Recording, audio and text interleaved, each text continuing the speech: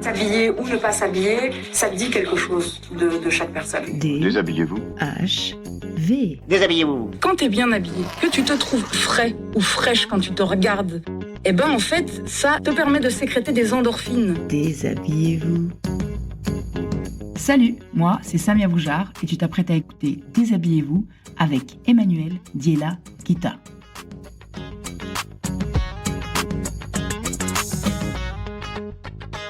Salut Manu. Salut, Ça va? ça va très bien et toi? Bien. On se connaît pas beaucoup. Est-ce que tu veux que je te présente du peu que je sais de toi ou tu te présentes toi-même? Ah bah tu peux, ça m'intéresse Ok. de voir un Et petit tu peu. compléteras? Et je compléterai, oui. Ok. Alors, Emmanuel Diela Nkita, danseur classique à l'Opéra de la Monnaie, jeune homme afrodescendant dont les parents sont originaires du Congo, donc un jeune homme noir. Tu es très grand, tu es très beau, tu as fait du mannequinat, tu fréquentes la scène artistique et créative afropéenne, bruxelloise. Voilà, c'est tout ce que je sais de toi, de manière plus ou moins sûre. Du reste, je te laisse compléter. Voilà.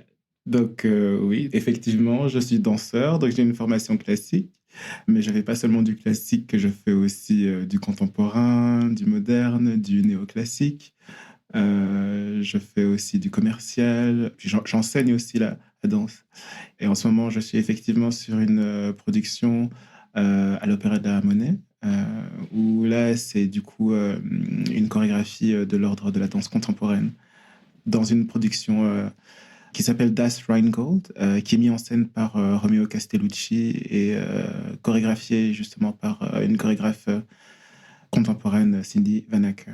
Et pour les détails concernant d'où je viens, en termes d'origine, oui, je viens du Congo, et en détail de la région du Kasaï occidental. Tu es né là-bas? Je suis né ici à Bruxelles, donc j'ai ce métissage culturel, mais je suis déjà parti au Congo une fois quand j'avais 6 ans, une fois quand j'avais 12 ans. Donc oui, j'ai ce métissage culturel en moi. Ok.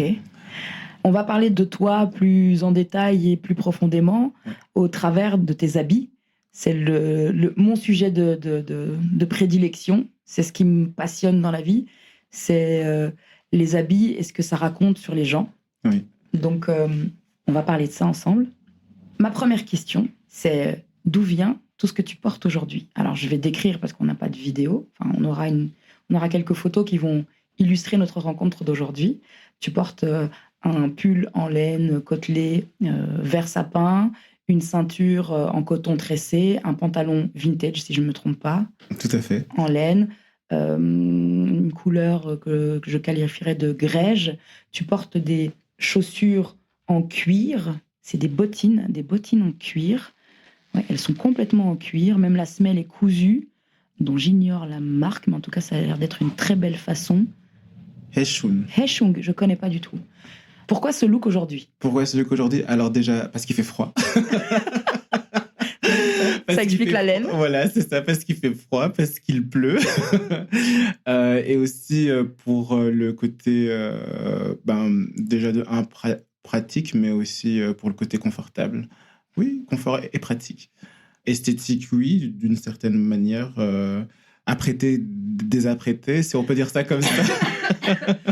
J'aime bien cette manière de dire apprêté, désapprêté, parce que je te trouve particulièrement bien mis, bien habillé, parce que les couleurs vont bien ensemble, parce que ça te donne quand même une belle allure. Quand tu choisis tes vêtements, est-ce que tu les choisis, tu y réfléchis la veille, par exemple, quand tu sais que tu dois aller quelque part, rencontrer quelqu'un, ou est-ce que c'est vraiment quelque chose que tu choisis sur le moment même? Donc le matin, quand tu dois aller quelque part, ou l'après-midi, ou le soir, peu importe le moment. Oui et non. Ça dépend aussi un petit peu de mon humeur. Par exemple, maintenant, mettons, donc, si je dois aller à un événement, que ça soit par rapport au travail, une soirée ou quoi, oui, ça peut m'arriver que j'ai déjà une idée de ce que je vais porter dans la tête la veille. Et puis ensuite, j'ai toujours une pièce en tête, une pièce de base en tête. Et puis après, le reste, ça vient sur le moment même, au feeling. Je mets un petit peu de musique. Et puis après, je vois un petit peu qu'est-ce que ça me procure comme émotion. comme sensation. Puis, donc voilà, donc c'est un petit peu comme ça que je fonctionne. Oui, préparer, oui, donc il y a une idée de base principale, et puis après le reste, c'est au coup de cœur, aux sensations. Tu as dit, ça dépend de mes sensations et de mes émotions. Oui. Donc, est-ce qu'on peut dire que ce que tu portes reflète ton état d'esprit intérieur? Donc, est-ce que c'est d'abord tu le choisis en fonction de toi ou en fonction de l'extérieur, justement, de où tu vas et qui tu vas rencontrer? Alors oui, effectivement, en fonction de là où je vais aller, mais aussi avant tout par rapport à mon propre confort aussi. Parce que j'aime bien me sentir bien dans mes vêtements. Je pense que ça serait un petit peu dommage de ne pas se sentir bien dans ses vêtements, parce que c'est quand même une seconde peau. Donc mettre sur soi une peau avec laquelle on ne se sent pas bien, c'est quand même assez triste, c'est quand même assez dommage. Donc, comment dirais-je? Est-ce que c'est le reflet de mon intérieur? Oui, que quelque part, oui, ça peut être le reflet de mon intérieur, oui. Et quelle importance a pour toi le vêtement? Est-ce que le vêtement a une importance dans le milieu dans lequel tu évolues? Par exemple, moi j'adore les vêtements de danse. Oui. Parce que une de mes séries préférées quand j'étais jeune, c'était Fame. J'adorais. I wanna live forever. Fame.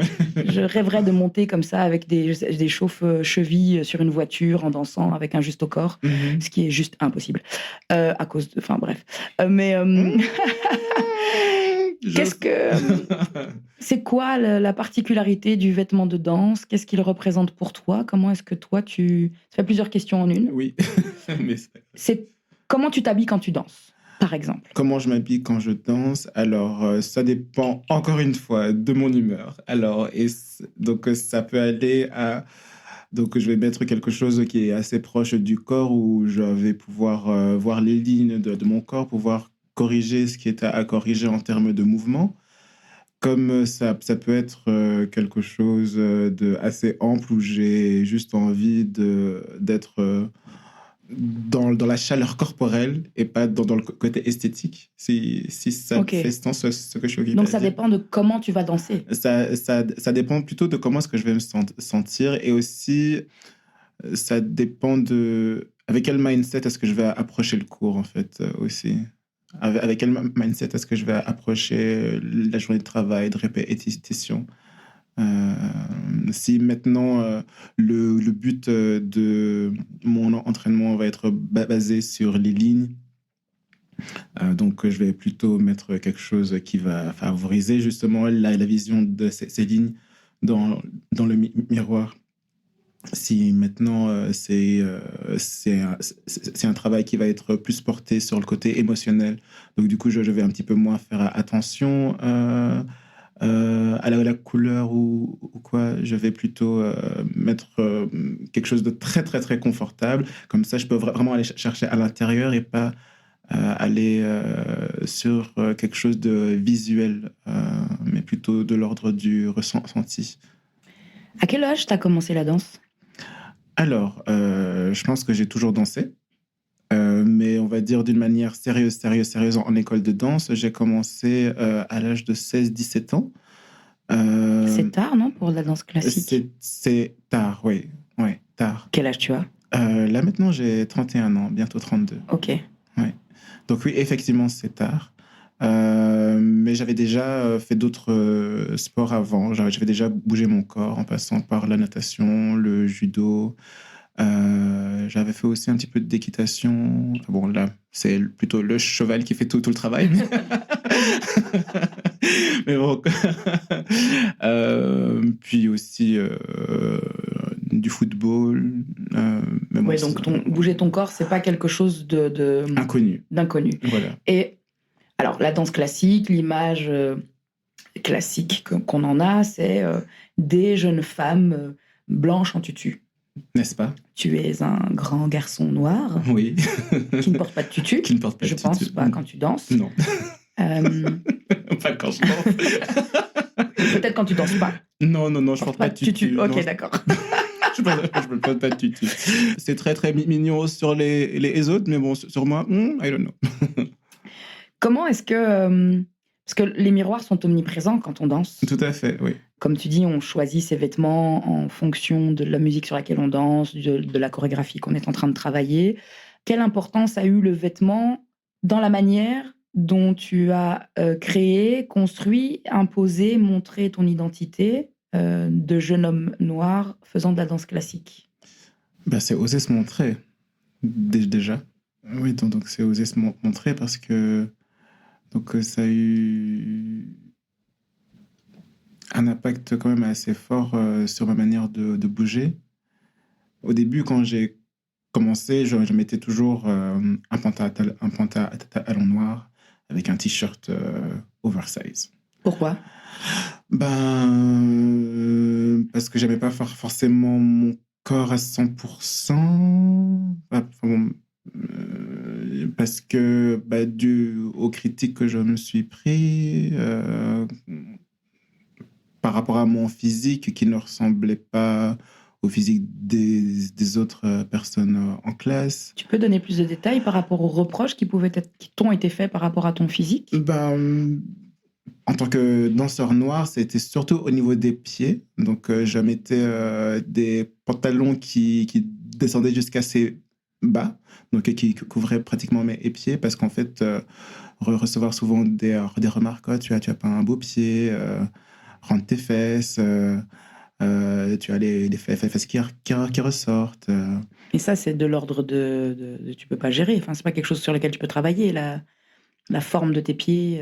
On peut le travailler d'une manière musculaire, mais c'est vrai que j'ai une forme de pied de base, donc du coup, ça ne va pas changer, ça ne va pas nécessairement ressembler à un pied caucasien, s'il faut dire les choses. Mais donc, tu veux dire qu'un pied africain n'a pas la même forme qu'un pied caucasien?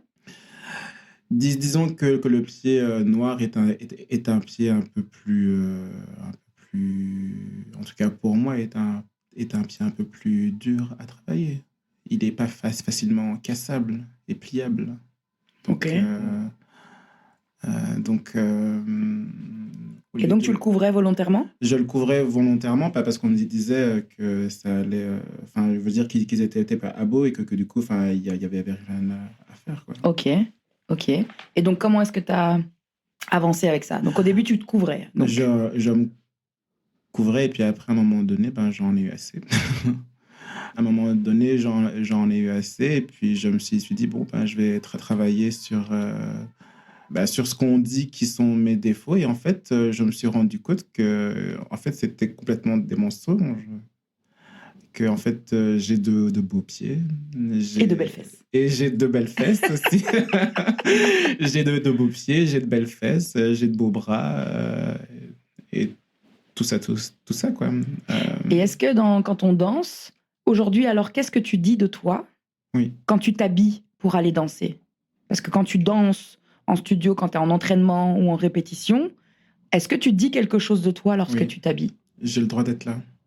C'est ça que tu dis? Oui. En portant des choses qui ne couvrent pas tes pieds, qui ne couvrent pas tes fesses. Mais en fait, j'ai le droit d'être là, j'ai aussi le droit de travailler, de corriger, peut-être pas corriger, d'améliorer. Ouais, la nuance est quand même importante. J'ai le droit aussi d'améliorer ce qui est déjà là, même si ça pourrait gêner certaines personnes. Parce que justement, c'est quelque chose qui est arrivé souvent dans mes oreilles, c'est que « Oh, on n'a jamais eu un garçon comme toi ». Ça veut dire quoi? Justement, ça veut à la fois tout dire et rien dire à la fois. On t'a déjà dit ce que ça voulait dire? Toi, tu as une idée de ce que ça veut dire? Un garçon comme toi, c'est quoi? C'est un garçon noir dans des compagnies, sur des scènes en Belgique? Un garçon noir, un garçon aussi grand. Combien tu mesures? 1m85. C'est vrai que c'est grand. Mais après, entendre des réflexions du genre, oui, tu as un corps qui est difficile. Difficile peut-être, mais peut-être pas nécessairement pour d'autres. Non, je pense pas avoir un corps difficile. Je pense que j'ai un corps très simple, mais je pense que la simplicité, ça devient difficile pour certaines personnes.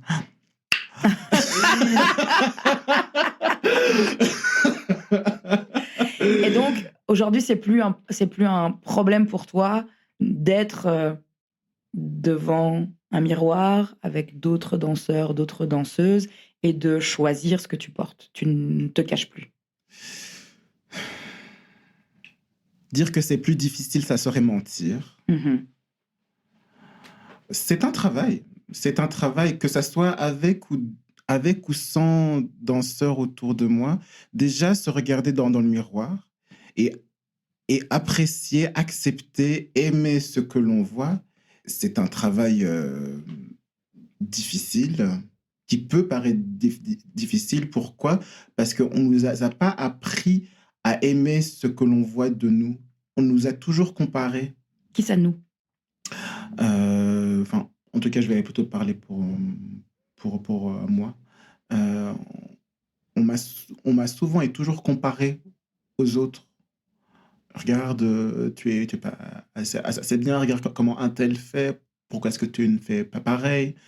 Dans la danse ou... Que ça soit dans la danse ou d'une manière générale. Pour moi, ma danse, c'est un petit peu un reflet de la vie, quelque part. Hein, parce que c'est quand même une mini-société, si on peut dire ça comme ça.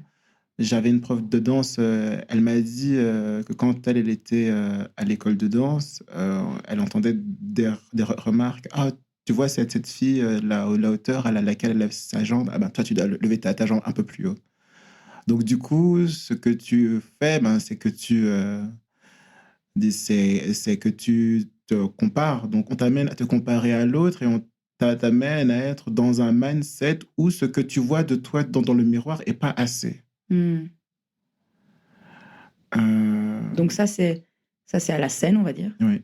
Et dans ta vie, en dehors de la musique, de la barre, des studios et des miroirs, est-ce que c'est la même chose? Est-ce qu'il y a aussi cet exercice de comparaison?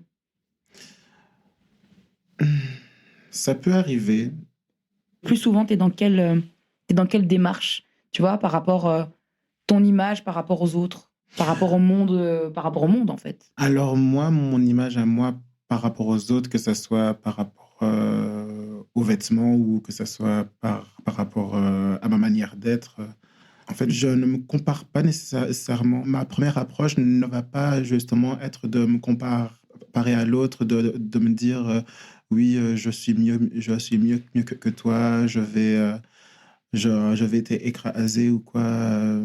Non, parce qu'en fait, je me rends compte que dès qu'on commence à rentrer dans cette démarche-là, en fait, en tout cas pour moi, il y a quelque chose de assez sale, de assez dégueulasse à l'intérieur qui commence à pousser et qui fait pas nécessairement du bien, en fait, parce que du coup, on sent vraiment qu'il y a une sorte de poison qui se crée à l'intérieur.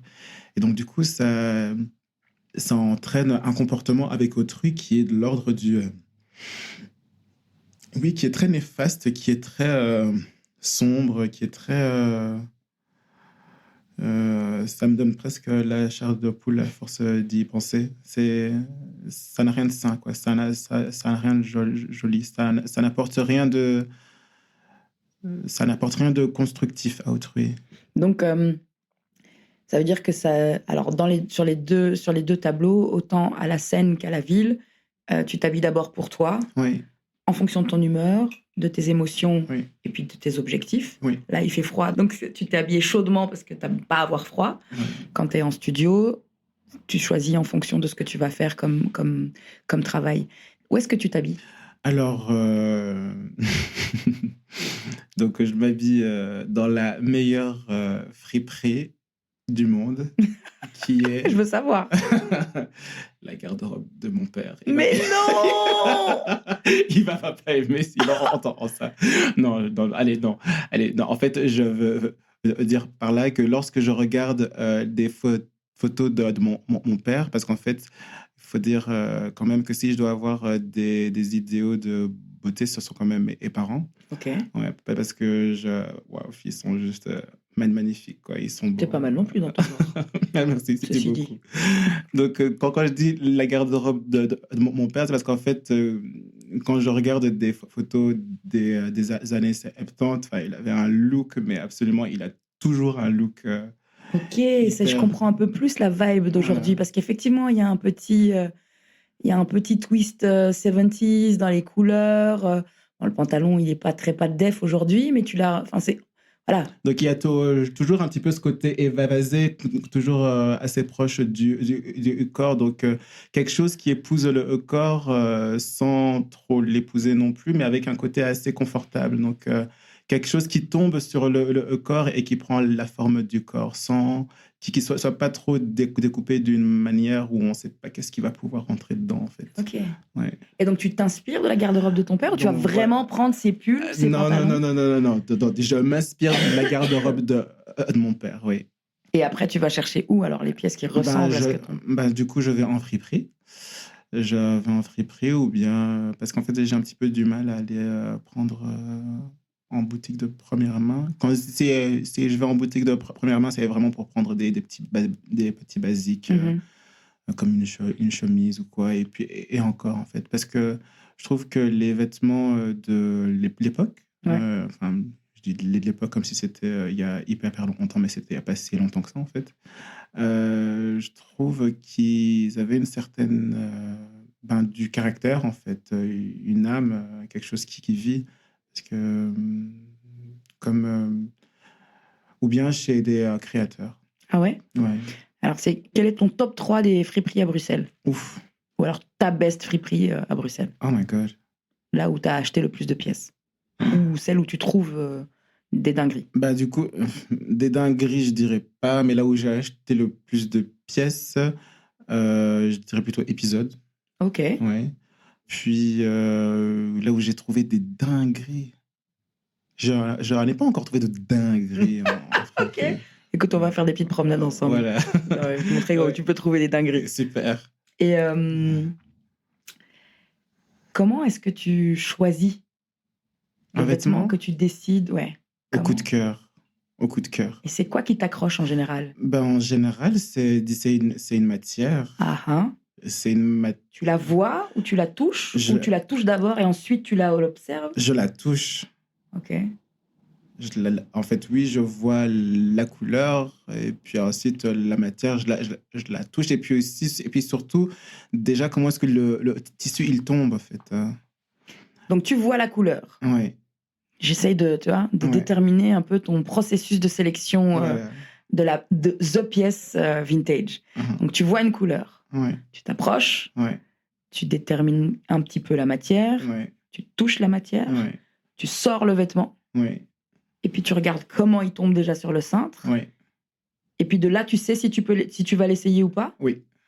Et donc, quand tu passes à l'essayage, qu'est-ce qui doit se passer à l'essayage pour que tu continues l'aventure jusqu'à la caisse?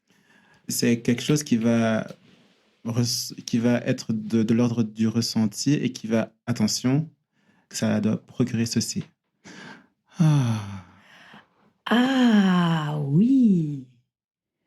Oui. Donc un soulagement, une satisfaction. Ouais. C'est ce que je comprends dans ton... Ah. Ouais. Donc c'est vraiment un... Ah ouais. Ok. Une évidence. Ouais, une évidence. Quelque chose qui est comme un gant, en fait. Ok. Tu parlais de seconde peau tout à l'heure. Voilà, c'est ça. Ouais. Donc une seconde peau. Quelque chose qui est juste. Ok. Et arriver à trouver quelque chose de juste, c'est pas facile, hein. Ouais, donc tu tombes pas régulièrement sur... Donc c'est pour ça que je dis que je n'ai pas encore trouvé de dinguerie, tu vois. Ouais. Après, t'es pas venu souvent chez moi. Ah, voilà. Tu sais que je collectionne des dingueries, moi. Donc, on va se revoir. On va se revoir.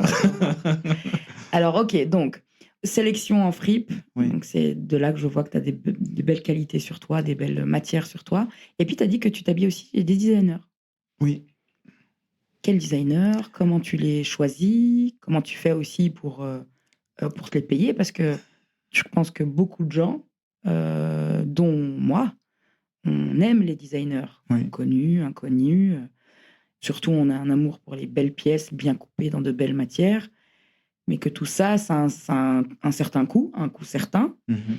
Et que c'est difficile de se dire qu'on va consacrer plusieurs centaines d'euros dans un vêtement alors qu'on pourrait avoir quelque chose de similaire, 10 fois moins cher, dans un magasin de distribution. Et puis alors, ça veut dire que si tu payes un vêtement 10 fois plus cher, bah, tu vas pouvoir en acheter qu'un peut-être, Oui. au lieu de t'en acheter 10 différents. Ça, c'est la logique de la fast fashion. Hein. Oui.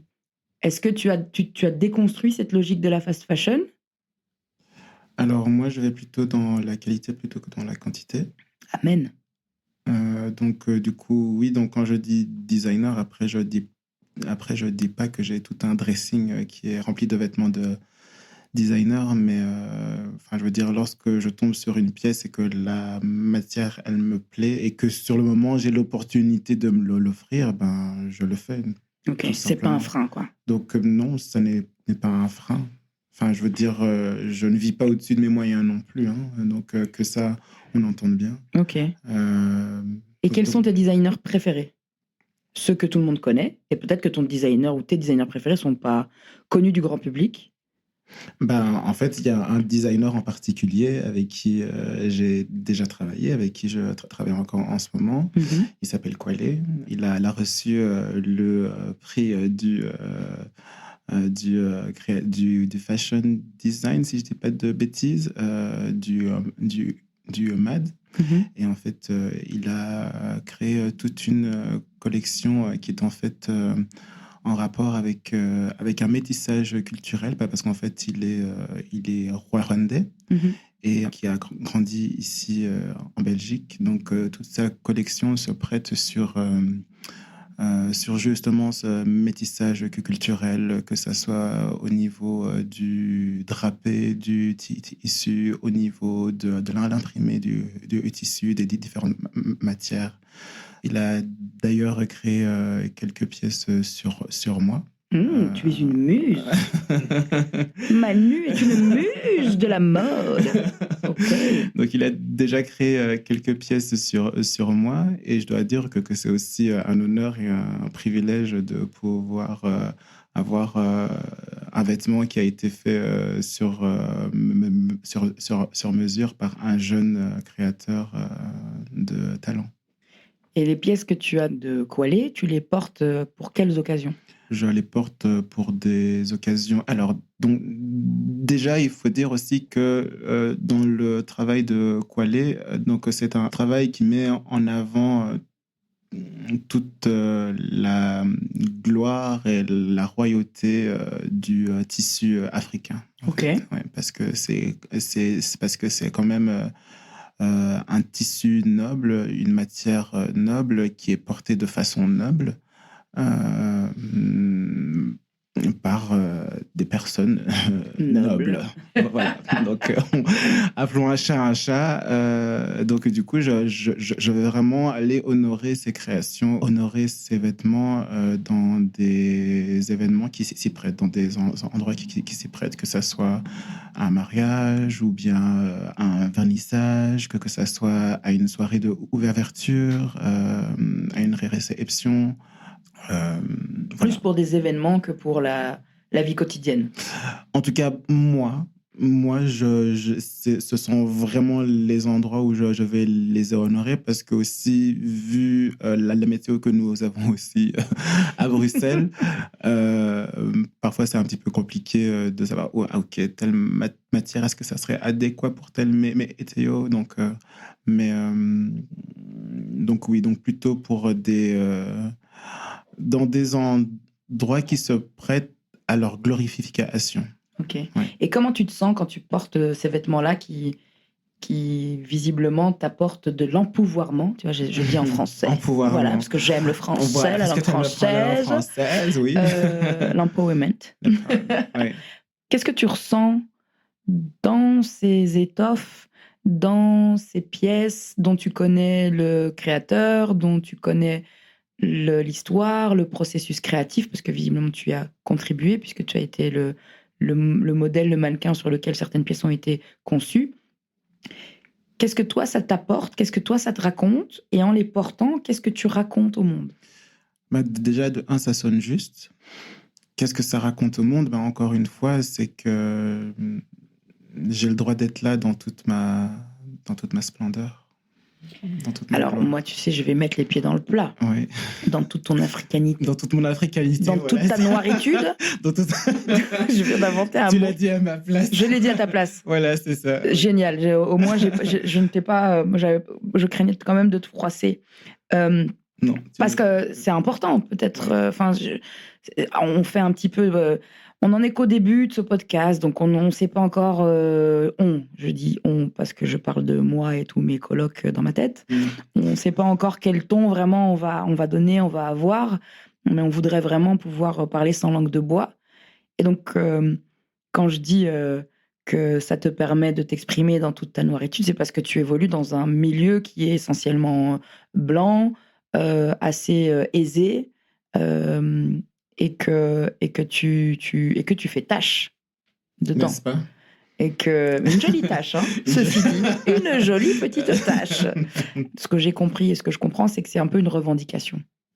Oui, quand même, parce qu'il faut quand même pas oublier le passé colonial que la Belgique a avec le Congo, parce qu'encore une fois, je suis congolais du Kasaï occidental, né ici en Belgique, à Bruxelles.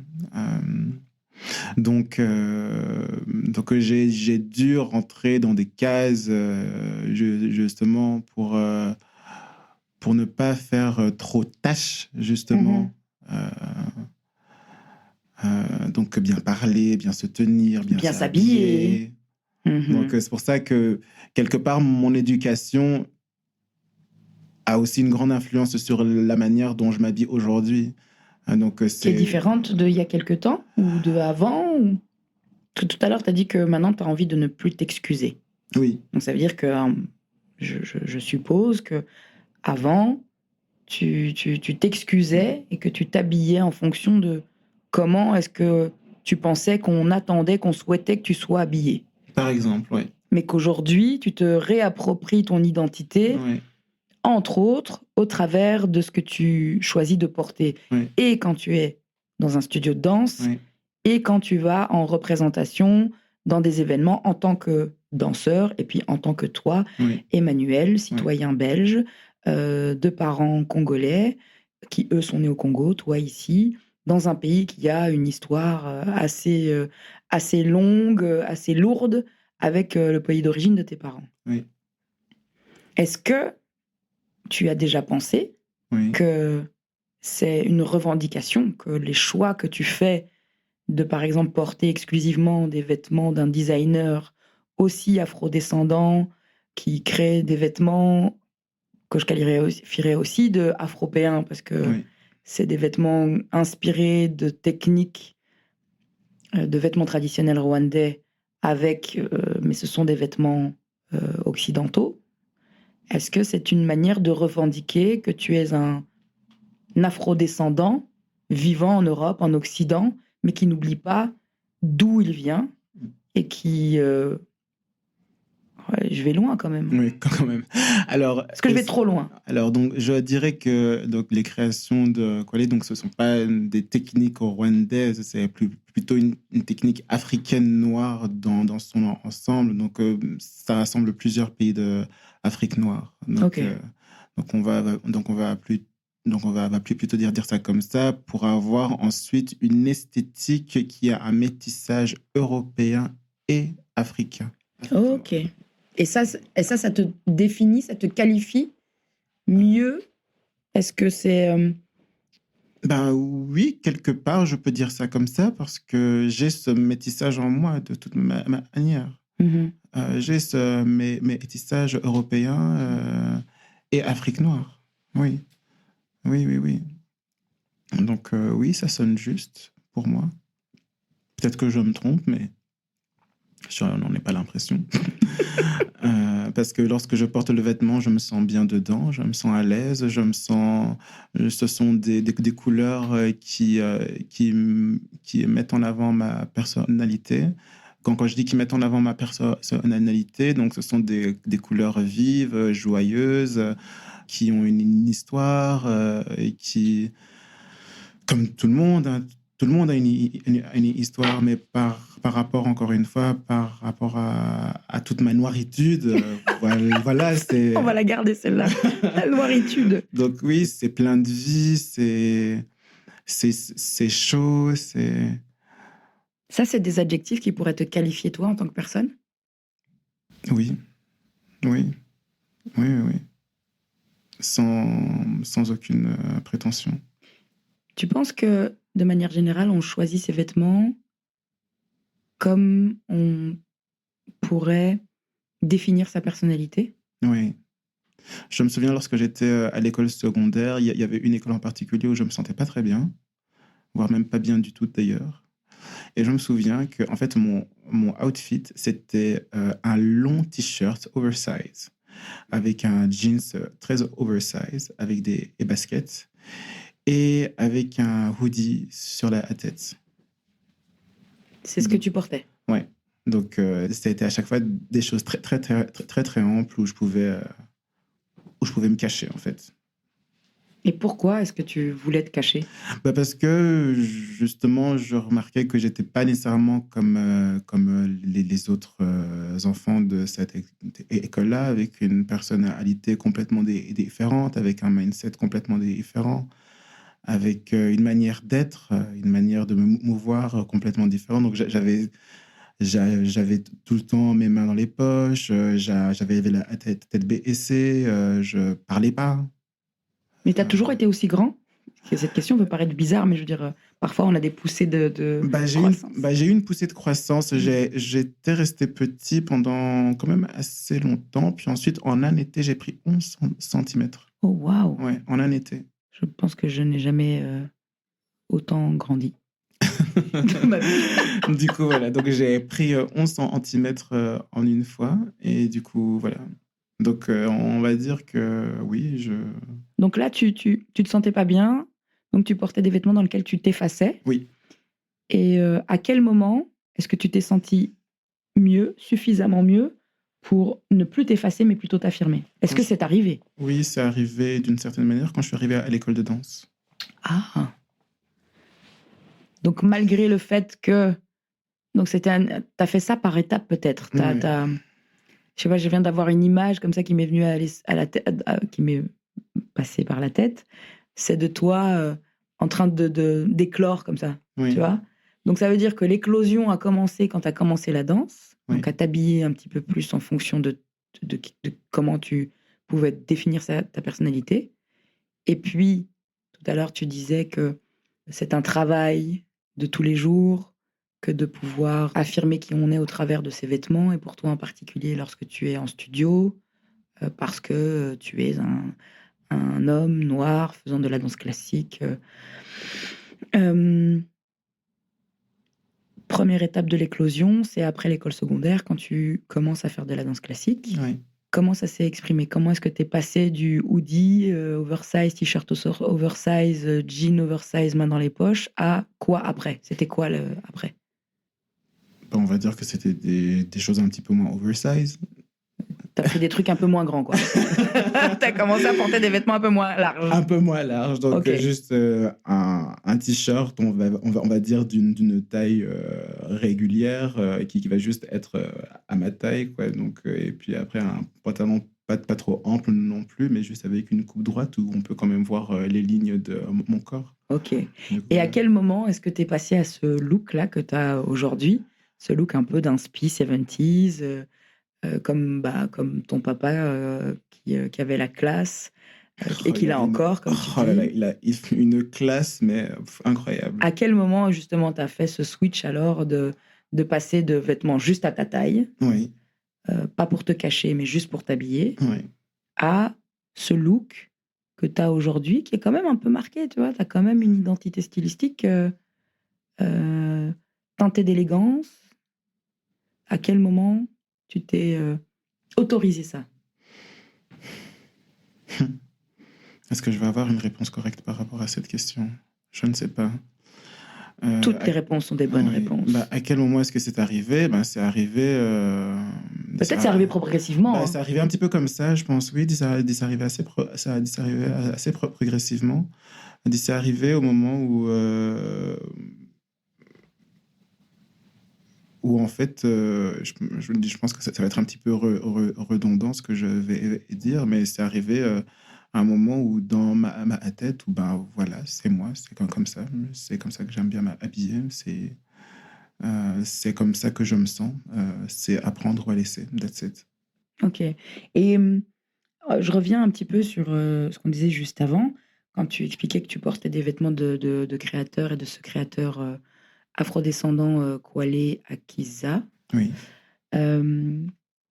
Pourquoi est-ce que pour toi c'est important? Parce que tu as dit que tu portais ces pièces, pas dans la vie de tous les jours, mais pour des performances, pour des vernissages, lors d'événements, quand tu vas vraiment un peu te montrer. Oui. Est-ce que c'est plus important pour toi de porter ces vêtements à ces moments-là Oui. qu'à d'autres? Oui. Et si oui, pourquoi? Pourquoi? Parce que déjà, dans le milieu, nous ne sommes pas beaucoup. Quel milieu? Dans le milieu créatif, dans le milieu artistique. Et c'est qui nous? Donc nous, les Noirs. Ok. Voilà. Appelons un chat et un noir un noir. Appelons un chat et un noir un noir. Donc, Bon, aujourd'hui, parce qu'en fait, oui, enfin, voilà, doit pas forcément... c'est pas ce qui définit une personne, mais dans certaines circonstances, ça fait la différence. Donc, ok, c'est pour... C'est pour... Vas-y, pas de langue de bois. Oui, mais en fait, je cherche vraiment les mots justes pour que ça sorte de la bonne manière et pour que ça soit surtout entendu de la bonne manière. C'est pas juste pour montrer que nous sommes là, oui, enfin, les gens nous voient, que nous sommes là, mais c'est pour nous montrer, nous, pour nous voir, nous. Pas juste une image qu'on veut nous coller. Pas juste le petit noir dans le coin de la salle qui est très reconnaissant, pas parce qu'il a eu une petite place. Pas juste le noir dans la salle qui est occupé à servir les coupes de champagne, mais qui garde l'uniforme du colonisateur, si je peux dire ça comme ça. Donc, c'est encore une fois revendiquer sa place. C'est ne pas être désolé d'exister, malgré toutes les tentatives qu'on a de vouloir nous effacer. Parce que j'ai envie de dire, vous nous avez amenés ici, maintenant il faut assumer, quoi. Ok.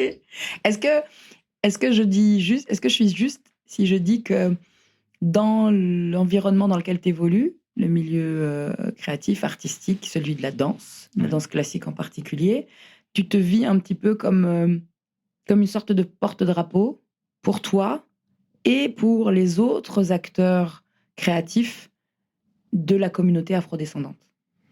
Pour moi, c'est très, très important, oui, surtout d'être un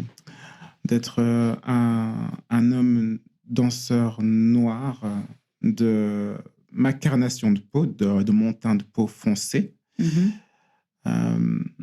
C'est très important. Pourquoi? Parce qu'en fait, moi, en étant à l'école de danse, je n'ai pas nécessairement eu de modèle ou de repère, ou s'il y en avait, c'était un ou deux, mais pas ici en Belgique. Donc oui, pour moi, c'est quand même assez important, oui. Parce que si, maintenant, mettons, un enfant noir va à l'opéra pour la première fois et qui me voit sur scène et que ça réveille en lui, que ça soit par rapport à la danse ou par rapport à autre chose, dans la vie où il peut se sentir « Ah, mais je suis quand même le seul noir dans mon secteur. Mais il n'y a personne d'autre qui va arriver à un tel niveau. » Et si en me voyant sur scène, ça peut réveiller en lui une flamme, une étincelle, quelque chose. Ah, mais si lui, il y est arrivé, mais en fait, moi aussi, qu'est-ce que ce soit comme discipline, que ce soit la danse, que ce soit la mode ou la musique ou que sais-je, il pourra avoir une manifestation physique de son rêve futur. Ah, ça, c'est génial. En fait, tu as conscience et tu prends à bras-le-corps le rôle de rôle modèle. Je pense que quand on fait partie d'une minorité, c'est quand même important, surtout une minorité comme une, une minorité, pas parce qu'on n'est pas vraiment une minorité, parce que le peuple noir est quand même un grand peuple. Disons les choses telles qu'elles sont, disons les termes, s'il vous plaît. Hein. Le peuple noir est un grand peuple, mais c'est qu'on nous a un peu divisés pour mieux régner sur nous. Donc c'est pour ça qu'on se retrouve à être le seul noir de tel département, le seul noir de tel... Donc c'est important, oui, c'est très très important.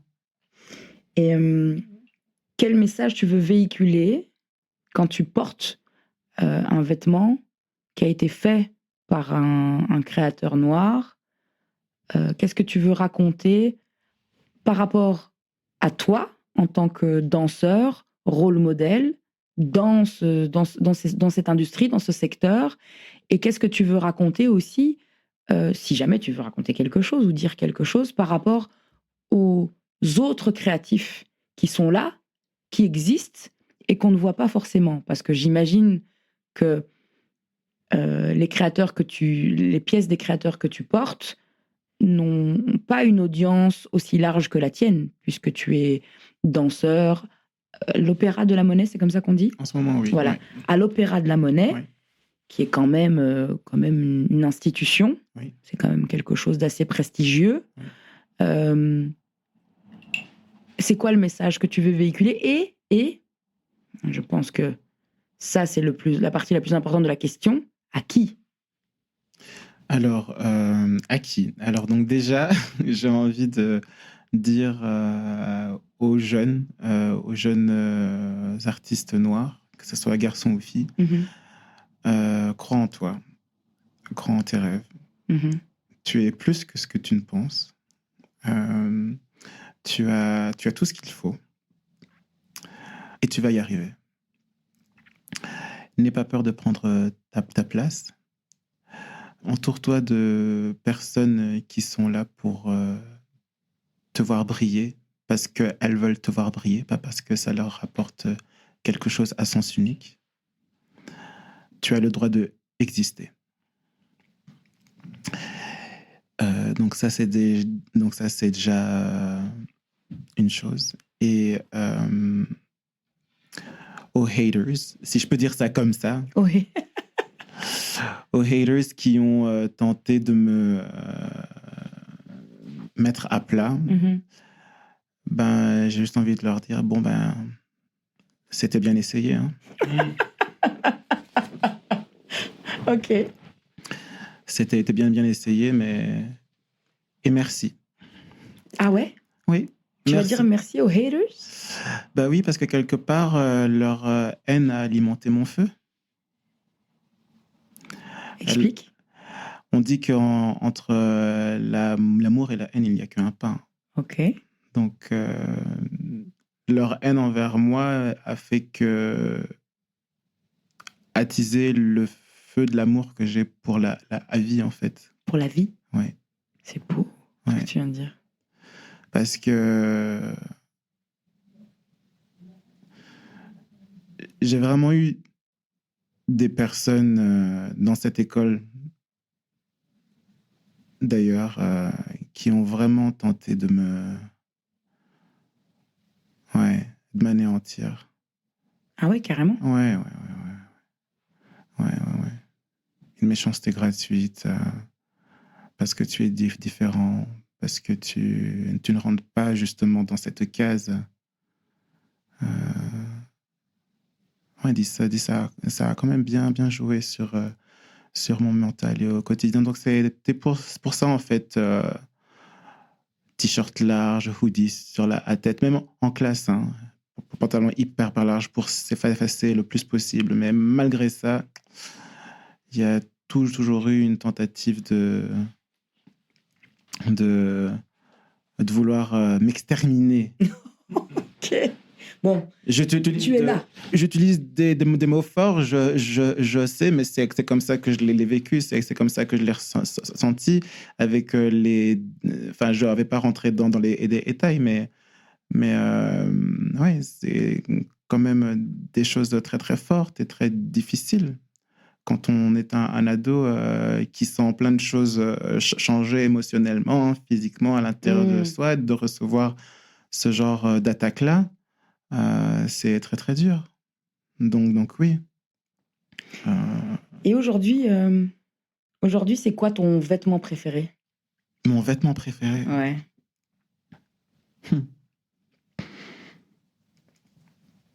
Mon vêtement préféré.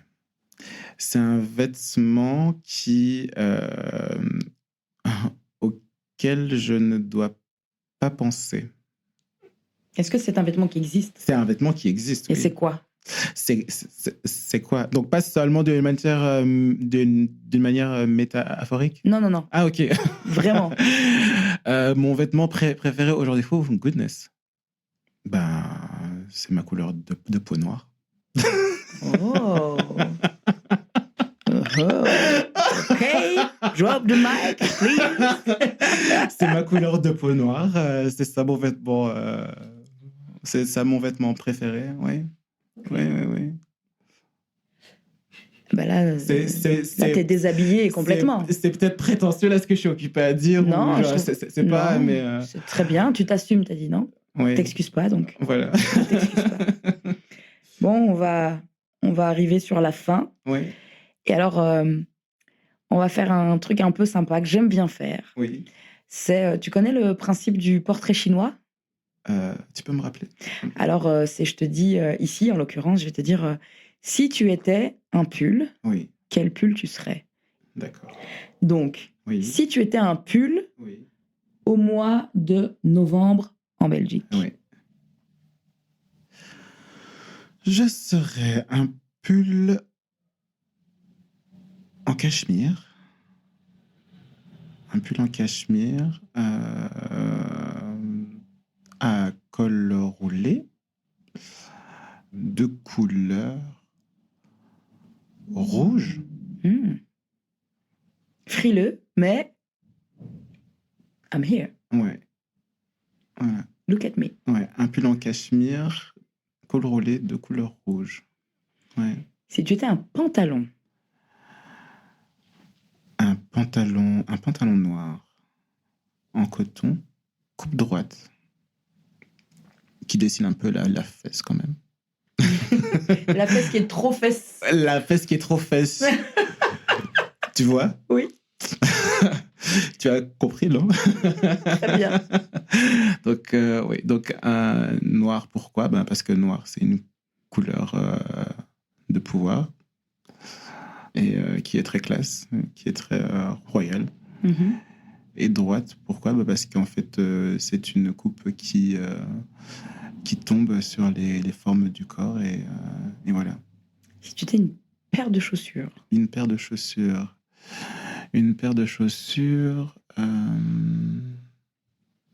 Une bottine. Mm-hmm. Parce que nous sommes toujours au mois de novembre, hein, n'est-ce pas? Ou pas. Si tu as une saison favorite qui correspond à une autre paire de chaussures, tu pourrais être une autre paire de chaussures. Non, parce que là, ce que j'ai en tête, ça se prête plutôt... Enfin, quoique, ça pourrait aussi se prêter au printemps. Ouais.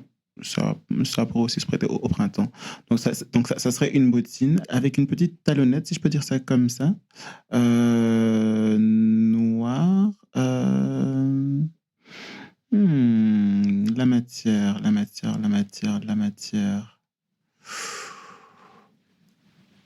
En cuir satiné. Ouais. En cuir tu peux être la chaussure que tu veux. En cuir satiné, ouais, quelque chose pareil. Mm-hmm. Et donc, si tu étais un vêtement de dessus, donc une veste ou un manteau, est-ce que tu serais plutôt un vêtement du mois de novembre ou un vêtement du mois de juin? Ben, vu que là, quand j'ai la silhouette en tête, donc là, c'est plutôt une silhouette du mois de novembre, oui. Donc, le vêtement du dessus que j'aurais, ce serait... un trench. Ok. Ouais. Un trench de couleur. Ouh. Est-ce que du vert, ça serait trop? avec cette silhouette-là, peut-être pas. Vert sapin, comme ça, vert... Ouais. Ah, c'est pas mal, c'est pas mal. Ouais. J'ai un peu la silhouette en tête N'est-ce aussi, pas? un peu. Ouais. Oh, il va falloir la dessiner, il va falloir la... tu me compliques la tâche. Comment je fais pour illustrer ce podcast? Moi, maintenant, des photos, des illustrations, on fait quoi? Ok. Ouais. J'ai une dernière question. Oui. Peut-être que cette question va être la question qui va va revenir Oui. dans tous les épisodes. Quelle est pour toi la définition du vêtement?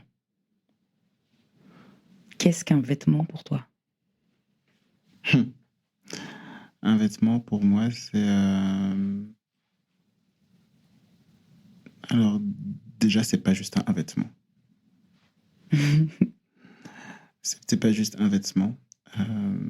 Dans certaines circonstances, ça peut juste être un vêtement.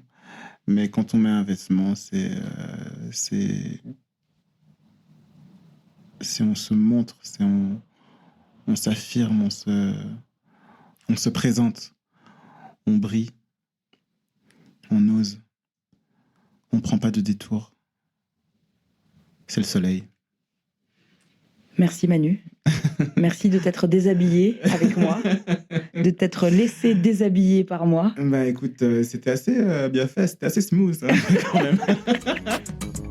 Merci pour ton écoute. J'espère que cet épisode avec Emmanuel t'a plu. Si tu as des questions, des commentaires, des suggestions, des propositions, des interrogations, n'hésite pas à me laisser un commentaire. Et surtout, je t'invite à follower, suivre, t'abonner à DHV sur la plateforme d'écoute de ton choix. Dans le prochain épisode, je reçois un chapelier patoqué. Ok, elle était facile celle-là, mais bon, voilà. Je reçois Elvis Pompilio. Allez, rendez-vous au prochain épisode. Salut!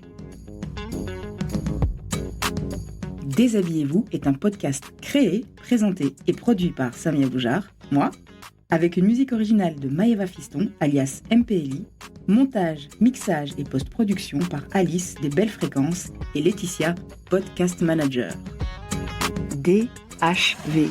Déshabillez-vous!